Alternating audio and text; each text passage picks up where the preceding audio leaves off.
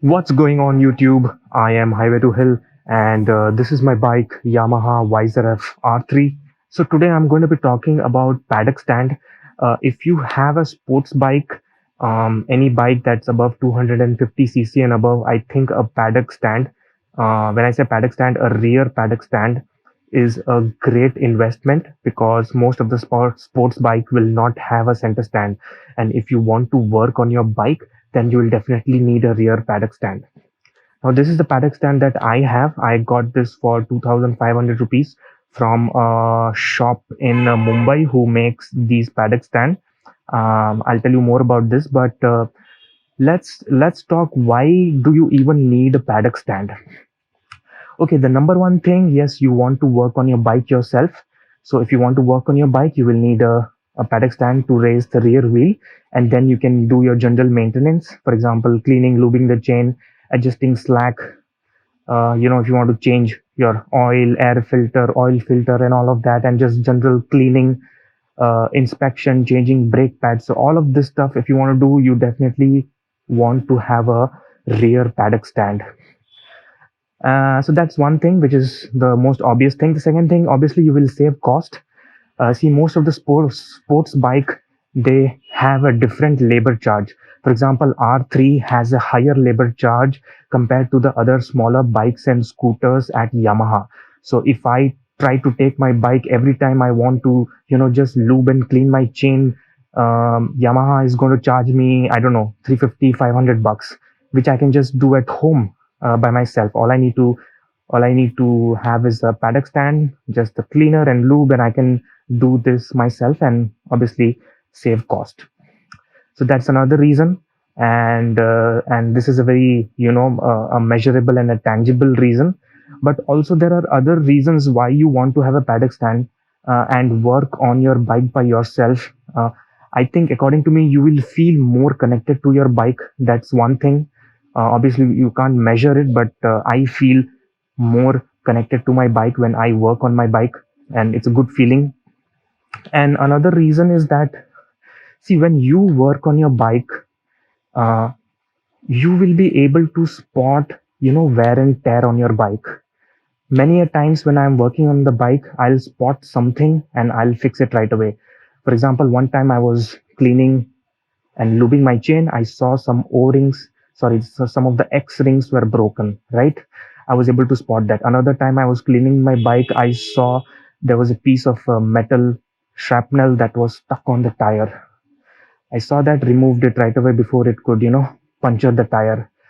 If there is some unwanted, one time I spotted there was a oil leak, fork oils. The fork seals were bust and the oil was leaking. So I spotted that, fixed that immediately. So the more you work on your bike by yourself, the more you will feel connected. And if there is anything that's wrong, you will spot it right away. So that's why I think, if you have a sports bike, do invest in a paddock stand. That's one of the first things that I did after buying all my biking gear. I straight away went and invested in a paddock stand, started learning. So much available on YouTube. You can learn yourself and start working on your bike. Now, what kind of paddock stand should you buy? So there are options available from as low as 2,500 bucks, 3,500, 3,000, 5,000 and above, right? And the first thing that you want to check is whether the paddock stand will be able to withstand the weight of your bike. That's the very first thing you want to check. There are some paddock stands which can only withstand, up to 200 kgs. For example, this one, you cannot put a bike on this paddock stand which is above 200 kgs. So I think that's the first thing that you want to check. Now, the second thing is more of like a preference. Now, this paddock stand is able to lift the bike through the swing arm. Let me show you how. So the bike is on side stand right now. I'm going to position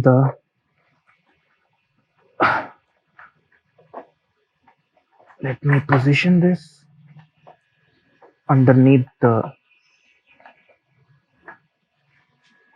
swing arm. As you can see, I have positioned it right near under the swing arm.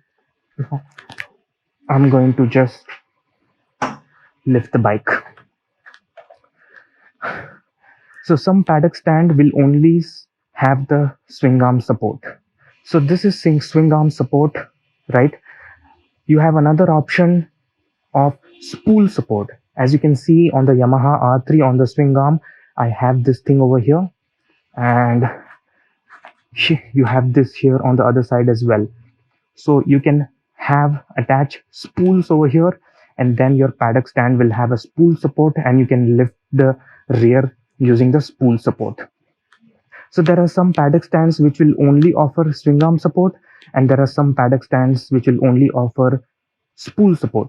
But there are other paddock stands which have both. So there'll be an extra attachment over here, so you can remove it and you can use it either for swing arm support or you can use it for spool support. So you will have both the options in a single paddock stand.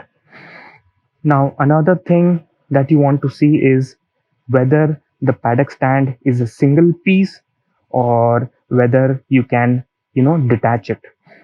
So I have some space in my balcony, so I got this single piece paddock stand, which is just one full piece from here to this end to that the other end. You also get paddock stands which you can detach. You can detach over here, you can detach the wheels, and you can just disassemble it. And if you don't have enough space, you can just keep it in your room, disassemble it and keep it in your room. So if you're pressed for space, you might want to look at a paddock stand that is detachable and can be disassembled.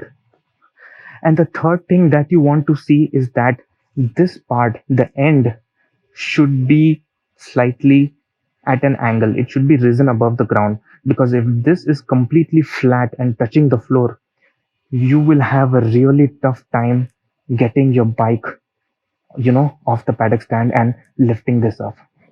So there are different designs. So here it has been slightly raised at an angle. Some have like an extra handle over here that you can hold on to and lift this up. Some have like a rod over here, so you can use the like a rod, like a handle, and then you can lift the paddock stand. And so you want to look at this, because there are some paddock stands which don't offer this. It is just flat, and that's a really bad design. So keep an eye on that as well. So let me also show you how I take my bike off the paddock stand, which can be a bit tricky. So I keep the handlebar straight, I put my side stand out, and I use my left hand to hold the bike, and with my right hand I'm going to lift the bike off the paddock stand.